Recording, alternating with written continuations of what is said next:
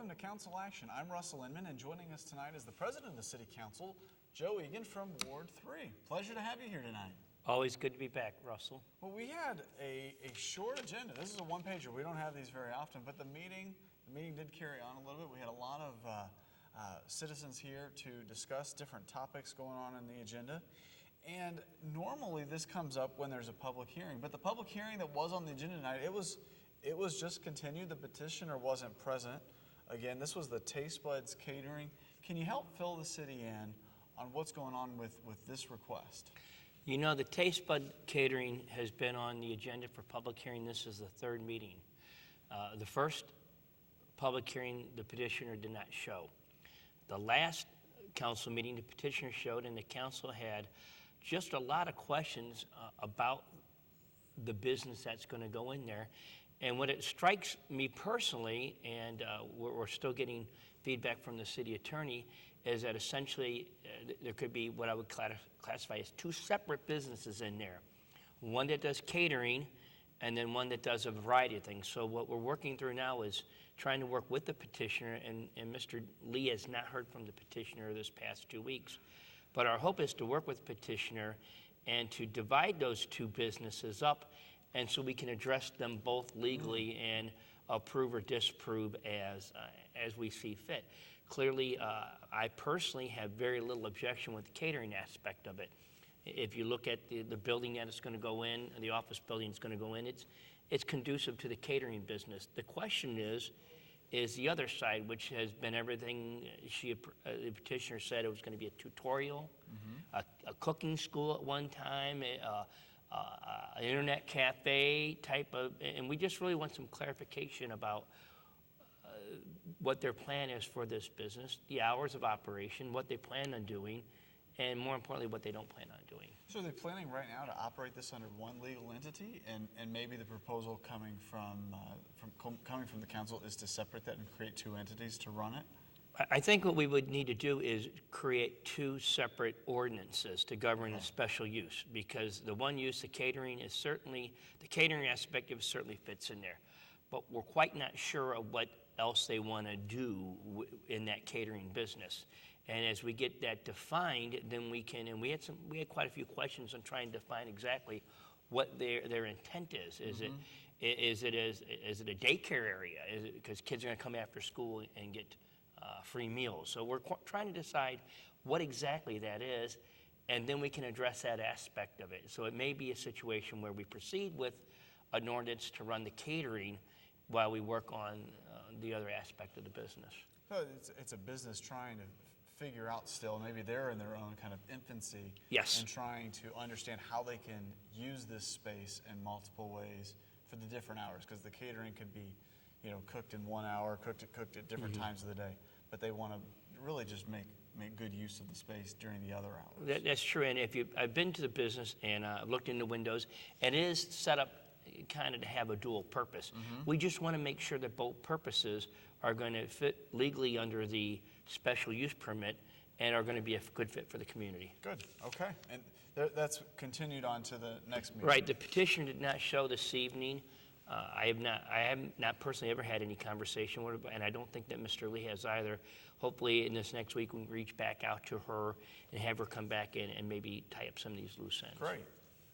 Second readings tonight, we had an ordinance readopting a procedure to disclose potential conflict of interest and substantial interest for certain officials set forth in Title I. This is for compliance with state conflict interest law. Tell us a little bit about that. We had a couple of residents come to try to question this and understand how this works. Is there potential conflicts of interest within the city, and the contracts that are taken? It was great. Hessel was even able to step in and try to address this issue. But could you sum up a little bit for us quickly what is going on here? What we're doing is every other year we need to reaffirm this ordinance every other year. And this ordinance essentially says that if I have a business, let's say for instance Joe Eagan sells widgets, and I want to have business with the city of Florissant who wants to buy the widgets, I have to make those disclosures, that I have to put out there publicly that I am in fact doing this. most people on the council don't have that type of conflict of interest. But it also covers not only the council and the mayor, but it also covers the people on Planning and Zoning Commission and the people that sit on our boards. And that just way, it kind of keeps everyone in check, so everyone knows everything is above board and there's nothing that's going on under the table, so to speak. Okay. And I guess it was brought up that this would be part of the kind of the city rules, but this is really more of just a state issue. The ordinance, the statute is a state statute that we've adopted into our ordinances. It is very much we're complying with state statutes. Okay. One of the gentlemen questioned the charter.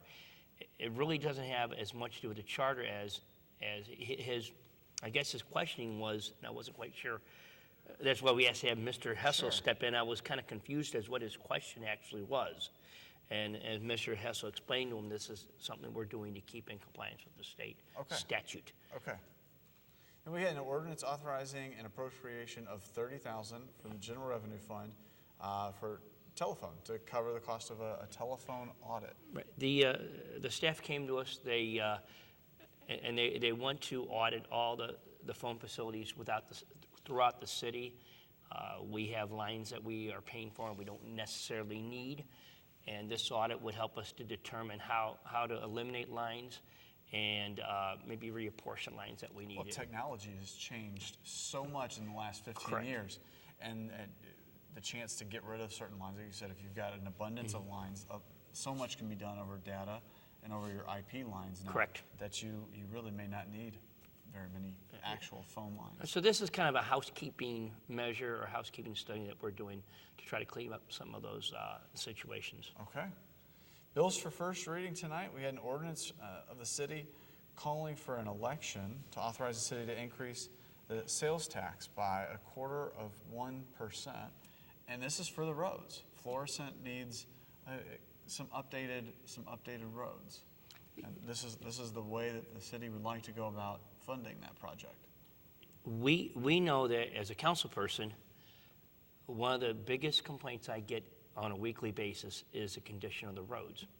We know that every person that comes in the city of Florissant to either live here or do commerce here or to visit here travels on one of our municipal roads. We have virtually hundreds of miles of municipal roads that we're responsible for. Over the years, we have attempted to maintain those roads with things like resurfacing with slurry seal. You heard a lot of conversation about slurry seal tonight. Unfortunately, as you do that, you create additional problems as the years go on. Eventually wear away your curbing. I can give you several examples of where when it rains, you'll get pools of water because of the asphalt or the slurry seal that's been applied has eroded the curb. Not only does it pool in the road, which is a dangerous situation in itself, but it also pools in people's yards. We know that we have to do a comprehensive plan. It's going to take us the next 30, 40 years. Any community you go to, whether you realize it or not, you see and you judge that community by the roads. It's a safety issue. If you go to some of our neighbors and their roads, you can see how their roads aren't very well. We're not going to mention any names, but roads are usually something we try to patch. We try to improve and repair as we can. But to have a comprehensive long-term plan that's going to benefit the people that come decades down the road, this is it. This is the best way that we as a council could come up with. We formed a committee with Mr. Lee and Mr. Schildroff, chaired it, and Mr. Caputa, and they explored a variety of options. And working with the administration and working with Public Works, this is the option that they feel is best for the long term. And we're talking 3 and 4 and 5 decades down the street. That's going to make sure that our roads are safe and are beautiful and are functional. And this is something the city right now is spending about $2.5 million on a year. And the real projected average of what should be being spent to maintain them adequately is closer to 3.7. Yes. Yeah, and so each year we're getting a little further behind. And that gap gets wider and wider and wider. And when you look at it, it's kind of a user tax, if you will, because the people who will be paying for this are people who are shopping within the city of Florissant. And it's very nominal. A quarter cents, as you heard, I believe Mr. Lee said tonight, that on a $100 you'll pay a quarter, I believe 25 cents. 25 cents for a $100 purchase. That's fairly nominal. I believe, and my math might be a little sketchy, I think one of our best taxes that we have is the sewer lateral tax. We pay $25 a year as residents, and those who have used it have literally saved thousands of dollars. And if you want to make a comparison, in order to get that $250 out of your pocket, you'd have to spend $1,000 in groceries or whatever at Walmart when that opens. So it's relatively a very inexpensive nominal increase, but it's going to really help the city of the future of the city of Florissant. Does the city plan to kind of store the nuts for a little bit to gain and collect those taxes so that they can do some big improvements, or are they going to start with some smaller projects? How are they going to handle that? As you've said, we've gotten a little bit further behind each year because we're only spending about $2.5 million of 3.7 that's needed. So how are you going to really make a big impact? The very first thing that we're going to do, and Public Works is doing this right now in collaboration with the council and the administration, we're going to evaluate every street in the city of Florissant. Every single street will be reevaluated and given what they call a rating. That rating is essentially between 0 and 100. A road that is rated 100 is a perfect road. Okay. There's no reason to improve it. Where we have to improve roads are when they get to be about 55. They're dangerous. Not only are they dangerous for cars to ride upon and people, but they also, they cause problems with cars, undercarriage problems and the such. So first thing we're going to do is go through and rate every street in the city. Then we're going to prioritize. And then we're going to start funneling the money that we gain into fixing those immediate problems with the intent, as the monies come in, as we get better, more money in the fund, that we can go to lesser priority projects. Gotcha. Okay. We have a second bill on first reading tonight, an ordinance approving the Community Development Block Grant budget for the 2015 fiscal year. That just had one reading tonight. Right, they had one reading. We'll do our second reading and our discussion at the next council meeting on the 24th. That is, we've had public hearings on that. We've had public meetings on the Community Development Block Grant Program, and so we'll really approach at the next council meeting. Okay, council announcements were the last piece that was up. We had a neighborhood watch from Ward 2, a program that was put on that was successful. And yes. Looks like they've kind of created a ward captain there. October 9th is coming up, as mentioned, as a food truck night. The 10th is a race to the shrine. The 11th is the fall festival. So a lot of things are really ready to pop for the fall here in the city of Florissant. We got a lot coming on. Up in Ward number 3 tomorrow night, we're doing a neighborhood watch meeting up in the 1800 block of Laven. They had a very active neighborhood watch in that neighborhood watch every year does a couple neighborhood watch meetings during the summer normally, and they usually do a big picnic. They've not scheduled a picnic yet. One thing that's important for the people in the community to realize is that neighborhood watch is the single biggest important thing we can do to keep our community safe. And you'll hear us on the dais, you'll hear the police department talk about neighborhood watch, but it is very, very important. And neighborhood watch can be very, very easy. It doesn't have to be very extensive. It is what the group of people make it. For instance, since I got on the council, we have 5 new neighborhood watches in Ward 3. And some are very, very active, some are not active, but they begin communicating with their neighbors. And they begin watching out that window. And when they see something wrong in the neighborhood, they know the manner in which they need to address it. And we are seeing every week, we see in the notable crimes that crime has been thwarted because citizens were vigilant and were aware and called the police. Well, I think they also just feel more comfortable addressing it. Sure. Once they know the plan, they know the procedures, they feel, if entitlement is the right way to describe it, they feel entitled and okay to call the police and get other folks involved in what's going on in their town and their streets. That is so important to stress.